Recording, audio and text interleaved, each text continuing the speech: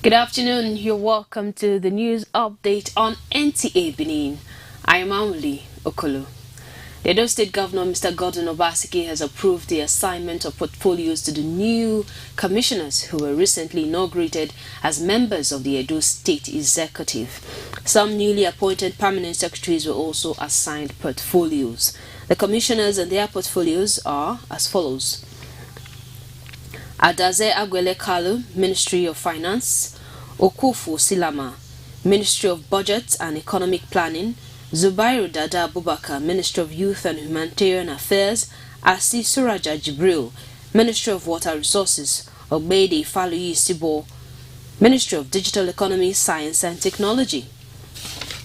Permanent secretaries and their portfolios include Eki Abiayuwa Yemese, Ministry of Business, Trade, Cooperative; Stanley Osariyi Hiarimwa, Ministry of Health; Edith Ilamosi Sede, Directorate of Government House and Protocol; Joy Inye Akibe, Office of Head of Service, Corporate Change and Communication; Friday Desmond Abama, Ministry of Communication and Orientation; Felicia Naboma Edokbolo, Ministry of Local Government Community and Chieftaincy Affairs; Omori Ese Martina, Ministry of Mining and Energy; Jude Ebodagi Ebu, Ministry of Environment and Sustainability. Secretary to the Edo State Government, Osarjo Oge, states that this notice takes immediate effect. All the commissioners and permanent secretaries are expected to resume at their various ministries and begin to function in their various capacities. Chairman Edo State Independent Electoral Commission Justice James Oyomiri, retired, says all arrangements have been concluded for the Edo State Local Government Council elections on Saturday, 2nd September. This was when he briefed the media on the concluding preparations for the polls. Justice Oyomiri reassures people of Edo State that their votes will count and urges them to come out en masse to exercise their civic responsibility. Eugenia Ndubisi's report is here presented. The much anticipated Edo State Council election is almost here. 7 political parties are to participate at the polls this Saturday across the 4,519 polling units in the 192 wards in the state. The EDSEC chairman, Justice Oyomie, says the political parties have submitted names of their agents, while all logistics arrangements have been concluded to move all the non-sensitive materials to the various local government areas starting from this Wednesday, 30th August, while the sensitive materials will be distributed on Friday, 1st September.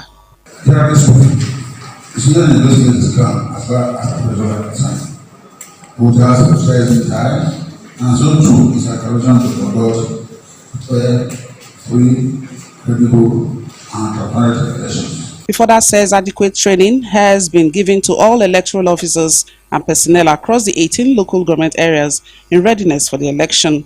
This is amidst the deployment of security agencies to various units to ensure peace and orderliness on the election day.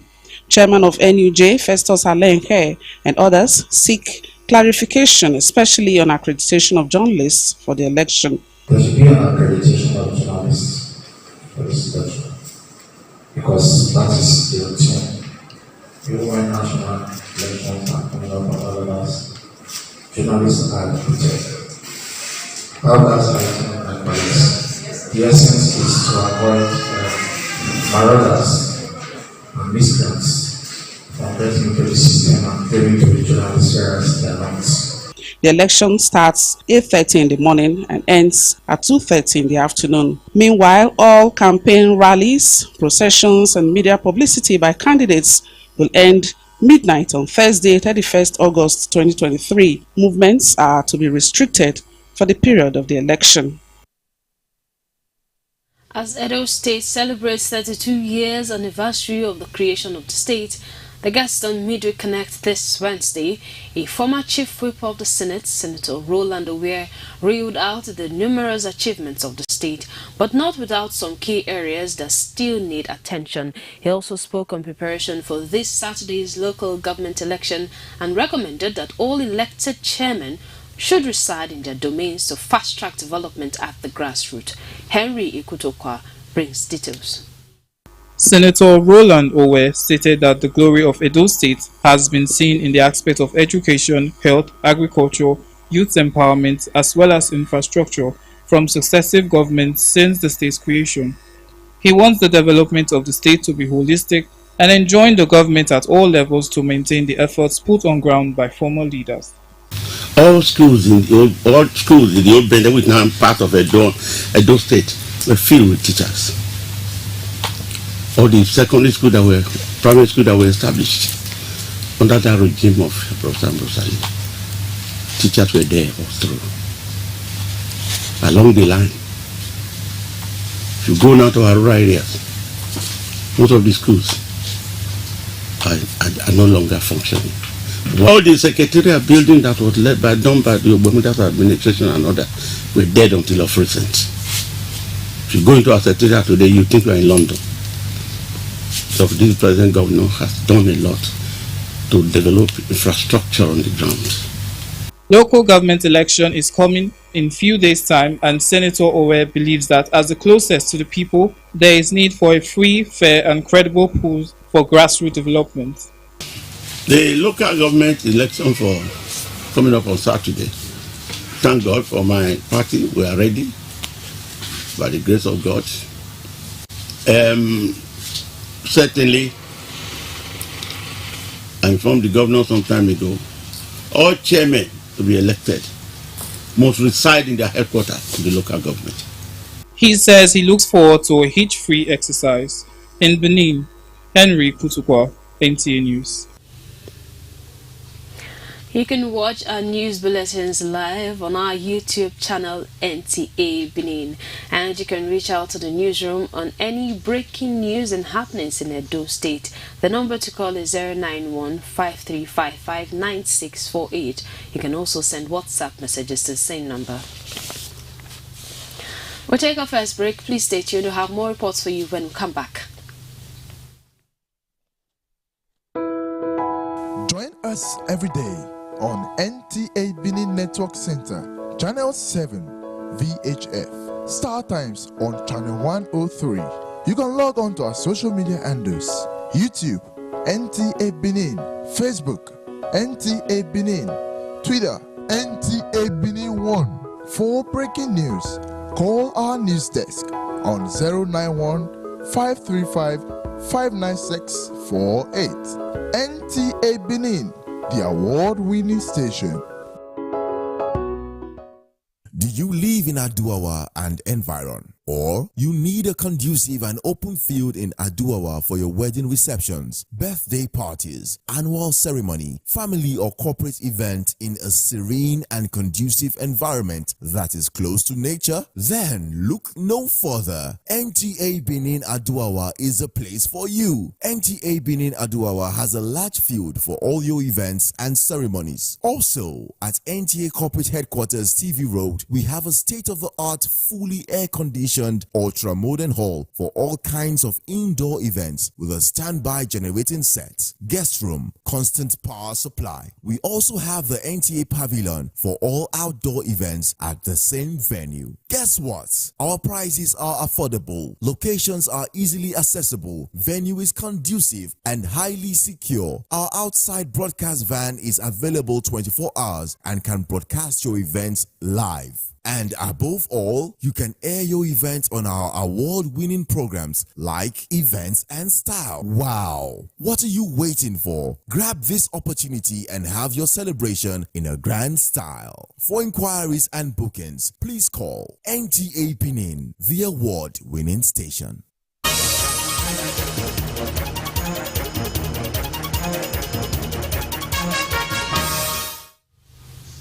You're welcome back.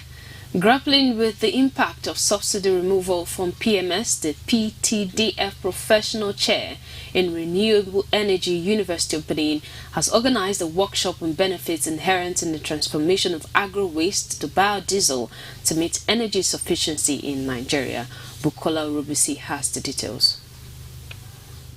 of converting agricultural waste to biodiesel can play a vital role in waste management, but often they are discarded or left to decompose, releasing harmful gases into the atmosphere. Speaking on the topic, agro waste to energy, biodiesel, bedrock of energy sufficiency in Nigeria, Shareholder Petroleum Technology Development Fund, Professor Kensington Obayagbon, explained that biomass, when harnessed and utilized efficiently, can come to the rescue as a sustainable energy source while helping to reduce the challenges posed by waste. Apart from just farming for food, a lot of waste that we generate on the farm could be used for very other important resources, that we can convert into different forms of energy.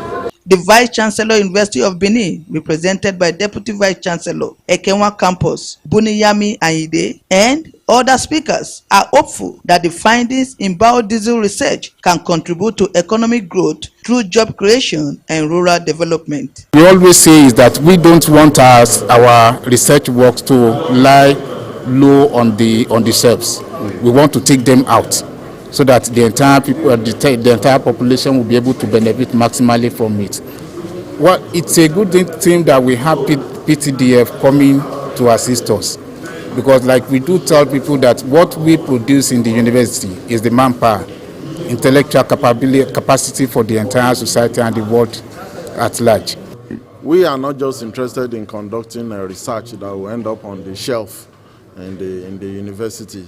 We want researches that can translate into products in the market. Transiting to energy, 100% renewable energy in Nigeria is a possibility. It can happen. And if it happens, what will be the benefit? Our environment will be safer.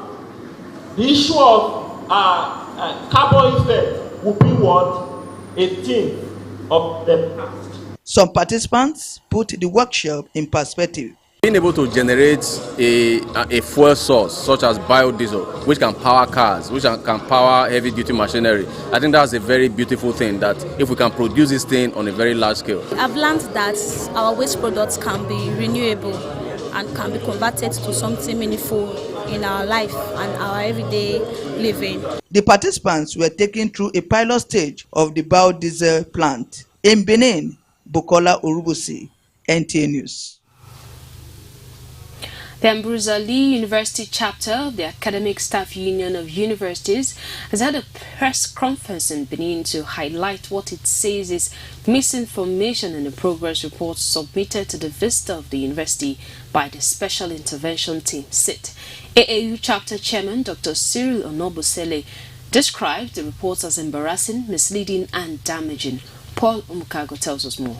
The ASU chairman drew the attention of Governor Godwin Obaseki, who is the visitor to the university, to 9 key issues in the Special Intervention Team's report requiring further scrutiny and investigation. He particularly frowned at the way and manner academic staff were portrayed with respect to academic fraud in the university, certificate transcript racketeering, and allegation of tax evasion by staff. We urge the visitor to the university and governor of Edo State to direct full investigation into the allegation of academic fraud, which is an indictment of all relevant organs and authorities of the university and not just the lecturers. Dr. Onobusele also explained the effort by the union to get the visitor to the university involved at the onset of the crisis. The last meeting we had with him before the crisis escalated was on the 19th of March 2021, when we told the governor that, sir, because of unpaid salaries, arrears, and some other issues, we will embark on strike. And we waited until 25th of March 2021 before we embarked on strike.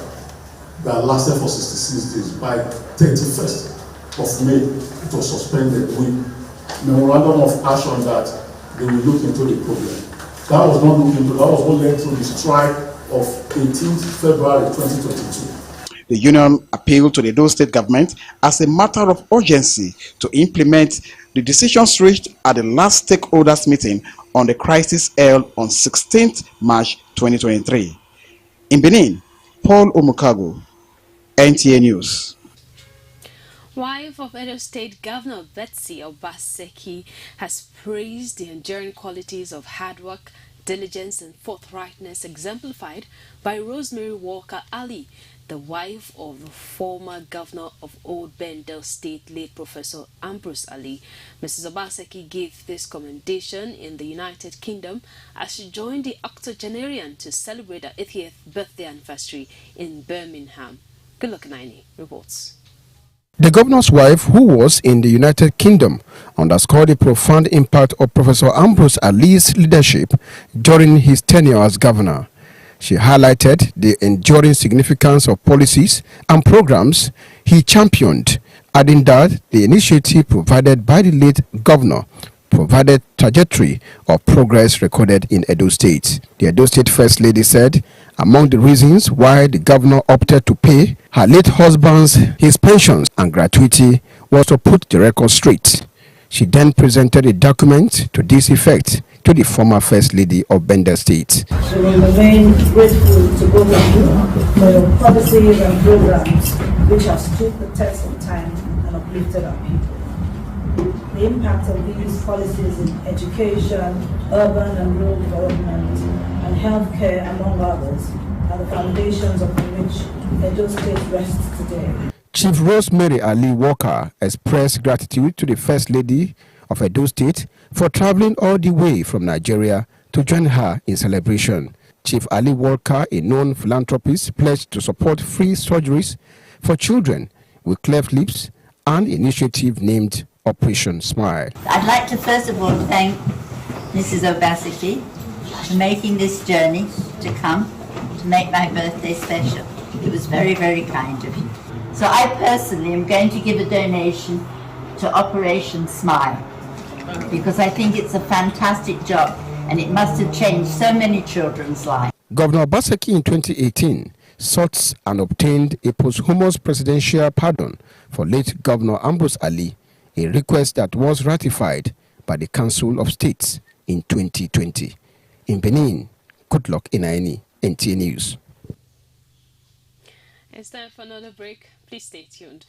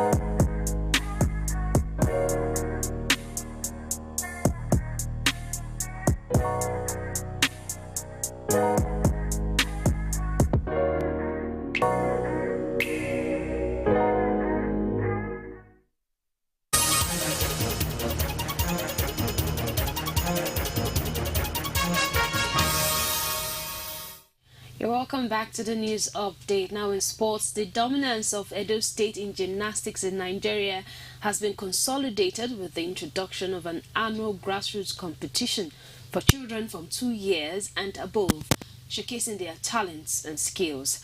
The competition, first of its kind in the state, is an initiative of the state governor's wife, Betsy Obaseki. Paul Mukago tells us more.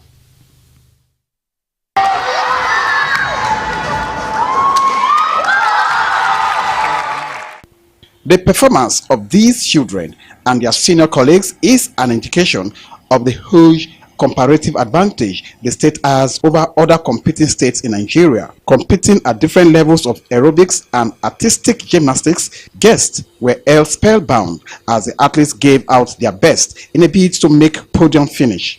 I love gymnastics. It makes me feel at home and I will go so far. It takes me. I love gymnastics because it's good, make people flexible. We have the best facilities and we have the best gymnasts. Let's come in a youth game. We are doing wonder. To get the best in gymnastics, you have to catch them young. Wife of the governor, Betsy Obaseki, was truly pleased with the passion, enthusiasm, and sportsmanship shown by the participants, especially the pre-KG category. Building capacity, talent of young people in this state, the governor and myself and everyone in this government would be interested in ensuring that it's sustainable. Presentation of medals to winners and trophy to the all-round best club out of 10 clubs that featured wrapped up the gymnastics event. In the meantime, Governor Godwin Obaseki has reassured Bender Insurance of his unalloyed support. The governor, who welcomed the team on their return to the country after the victory over Aso Clef of Algeria, expressed satisfaction with the performance of the Benin Arsenals in the CAF Confederation Cup. I just want you to know that as long as I'm sitting on this seat, I will be there for you to support you. For Sports Update, Paul Mukago, NTA News. And that concludes the news of the day. Thank you for watching. Join us again at 7 o'clock in the evening for the main news. Good afternoon.